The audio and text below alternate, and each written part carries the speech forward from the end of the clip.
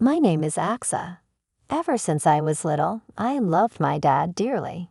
He was the kind of man who always put his family first and himself last. He ensured my brother and I never lacked anything, and he took care of my stay-at-home mom too.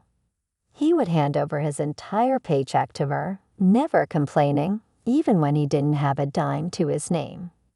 Thanks to my dad, my brother and I lived fulfilling lives. I thought our family of 4 would continue to live this way forever. I thought so, but life can be so cruel. Suddenly, I lost my dad, the man I loved so much. It was just when I was in my senior year of high school, and my brother was in 8th grade.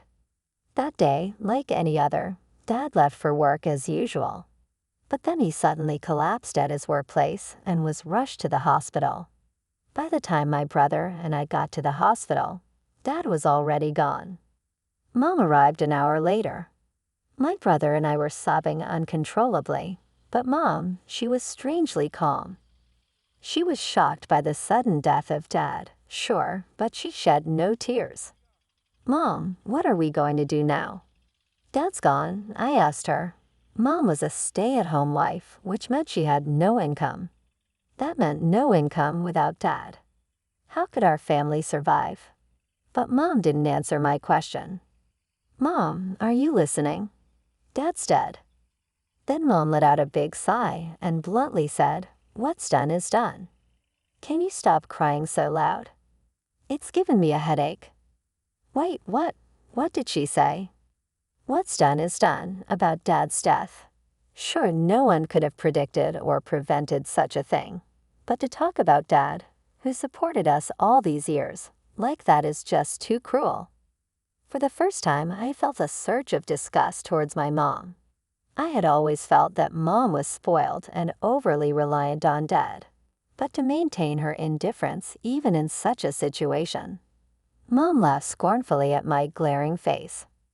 "What are you glaring at? It's not like it's my fault," she said. And so our nightmare began. As soon as Dad's funeral was over, Mom started bringing strange men into our home. We were living in a rented condominium, and the room that Dad used to use was taken over by one of these men. Our everyday life took a dramatic turn. Mom and her lover treated my brother and me like nuisances. They would raise their voices at us if anything didn't go their way. Mom just watched with a smirk, without scolding the man. The hell situation went on for me and my brother, and we were at our breaking point.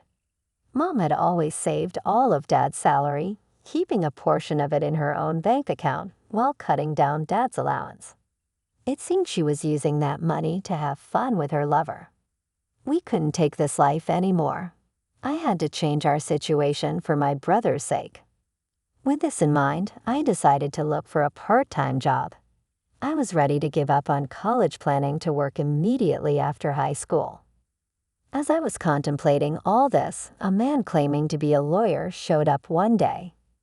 "This was commissioned by your father before his passing," he said, pulling out Dad's will. Dad left a will.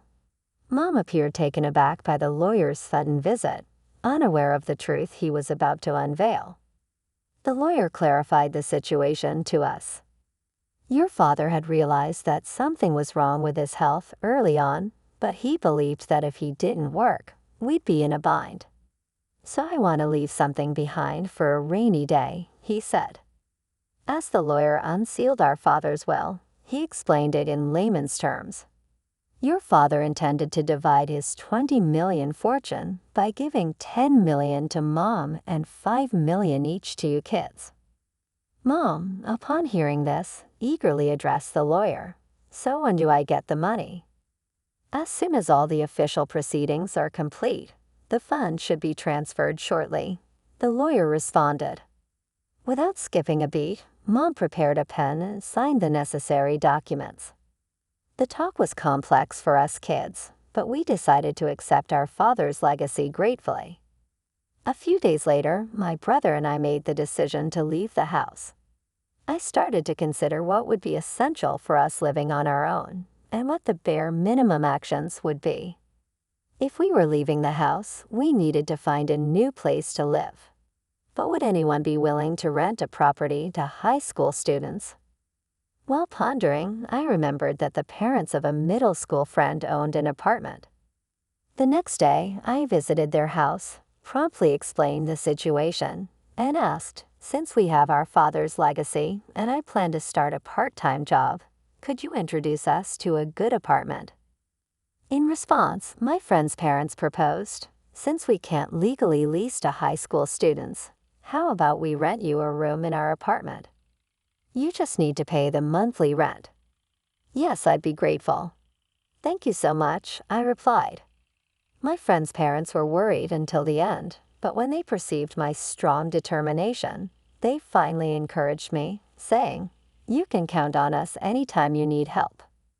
That night, I brought up the matter to Mom. Mom, Sam and I are planning to leave the house soon. What are you planning to do? We're going to live together, just the two of us.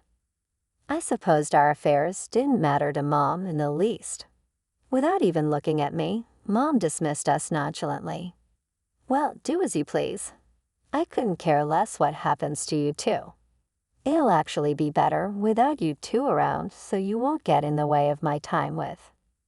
At that moment, my barely lingering affection for Mom crumbled completely. Okay, I understand. Thanks for everything, Mom, I said with a heavy dose of sarcasm. I left the house I had lived in for years and started living with my brother.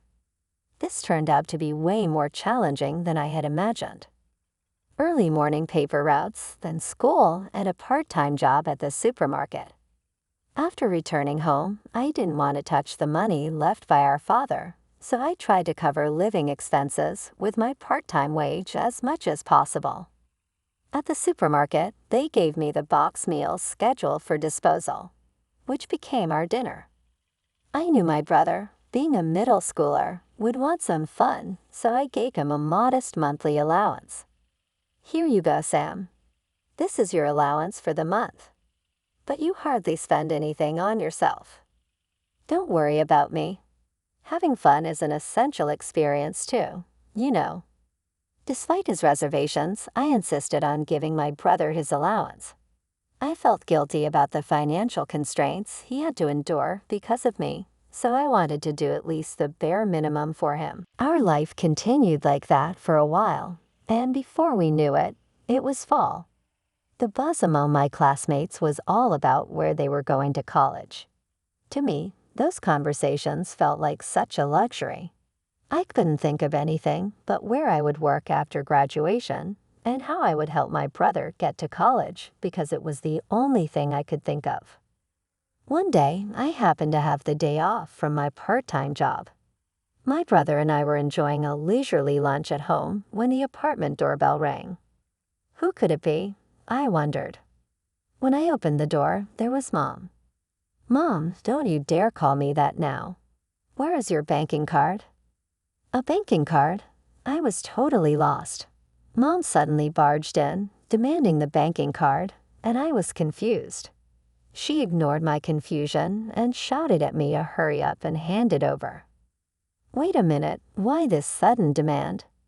Even though I tried to ask, she wouldn't listen. She even went so far as to barge straight into the house, rummaging through the rooms. Hey, Mom, stop it. My brother tried to stop her, but she just pushed him aside with a curt, "Shut up." I rushed to my brother's side, pleading with Mom to stop. Eventually, she found the banking card in the drawer. After checking the untouched balance in the account, she smirked. Oh, there's quite a bit left. You're just like me, doing so well. How admirable, she said. Disgusted, I glared at her, and that must have irked her because she shoved me. What's with that look? Just do as I say. I'm your mother, she said. She left with our banking cards, and I felt so helpless. I sank to the floor, thinking, why, after all the hard work to get this far, did she have to ruin everything again? The peaceful life with my brother that I had finally managed to create, all while working so hard without even touching our father's inheritance, was destroyed. Sis, my brother comforted me as I cried. I felt pathetic for not being able to protect my only brother. Just then, I remembered something. The one letter that the lawyer had given me when he visited a while back. He had said he asked me to give this to you without letting Mom know. Open this only if you're in trouble. The lawyer, seemingly aware of the situation with Mom, had discreetly handed me an envelope. Life with my brother had started right after, and in all the bustle, I had completely forgotten about it. I opened the letter from my deceased father and read its contents. It was the address was somewhere far away from where we lived, in an area completely unknown to us. However, I figured there must be a reason my father left it. I decided to go to that place with my brother. We got on a plane and then took a taxi from the airport. What awaited us was a house with a grand gate, something you'd only see in movies or TV shows. House. As we stood there, a burly man came out from inside. What is this gigantic house? My brother seemed overwhelmed by the sheer size of the. Who might you be? We found a letter from our father. Your address was in it. As we explained the situation, the man began to speak to someone on the phone. After a brief moment, the man changed his demeanor and said, "Please come in," inviting us into the mansion. We were guided to the great room where an elderly woman was sitting alone. Upon seeing us, she greeted us. "Kathy and Sam, right? Nice to meet you. I'm your grandmother." Grandmother. We were shocked and couldn't help but exclaim loudly. We had never heard any stories about our father's family, nor did we even know if we had a grandmother. Not just that, but who would have thought that our father's child at home would be such an impressive estate? "Since you've come, does that mean my son has passed away?" she asked. Her son, that is our father. I gave a small nod to our grandmother. Interrupting me, grandmother took out a large bag and handed it to me. "This is something your father left with me. He said if they ever come to visit, give this to them." When I opened the bag, it was packed with countless bundles of bills, the likes of which I had never seen before. Ignoring our surprise, grandmother began to explain. "We had a falling out a long time ago and didn't talk at all for a while. But about a year and a half ago, he suddenly showed up and left this bag." According to her, our father's family, our grandmother, was part of a long-established gang. Our father had refused to take over the family business and had cut ties with his grandmother after a big fight. When we heard it was a gang, it all made sense. The grand entrance of the house, of course, was a surprise. It was astonishing to learn that our father's family was involved in a gang, but this turn of events was just as surprising. Perhaps our father knew about Mom's cheating habits. Even when it came to the inheritance, there's a limit to what we as minors could do. The allocation of the money was likely just for formality's sake. What our father really wanted to leave us was that letter with grandmother's address on it. Our father had been planning this in case anything happened to us. I was moved to tears by our father's kindness. I took the time to explain everything, how we'd been treated poorly by Mom and her lover, and how Mom had taken our father's inheritance. After hearing everything, grandmother told us, "You don't need to give up on life because of your mother. I'll get that money back for you. You too need to live your lives with gratitude." We took the bag of money our father left us and returned to our apartment. With this money, I could let my brother go to college as much as he wanted. In addition, our grandmother even promised to pay for my college tuition. Thanks to our father and grandmother, my once abandoned hope of attending college has been fulfilled. "Sis, I'm so happy for you," my younger brother said, giving me a warm smile. He too must have been holding up for a long time. "Sam, it's thanks to you sticking with me that we got through this." "Thank you." As I thanked him, he shyly sniffled. A few days later, grandmother visited our apartment, returning the banking card Mom had taken from us. She had used one of her employees to locate Mom and get our card back. Indeed, quite the gangster. Thinking about it can be a little scary, but amusing at the same time. I made that woman promise she won't bother you ever again. You can live in peace now. Thank you, grandmother. But how? That's not something children need to worry about. From now on, live your lives to the fullest, she said. Before leaving, grandmother gave us those encouraging words. There's a postscript to the story. Mom's lover was actually after Mom's money. When grandmother took back the bank card, he promptly dumped Mom, having exhausted our father's inheritance has left Mom desperately searching for a job. She has been a housewife all her life, so her life from now on will undoubtedly be challenging. However, thanks to my grandmother, peace has returned to our lives. I passed the entrance exams for my first choice university, and am still working part-time, trying to avoid using our father's money as much as possible. I later entered the workforce, and my brother started college. Now that we've reached this point, we're safe. Childhood was long and tough, but there were kind adults watching over us.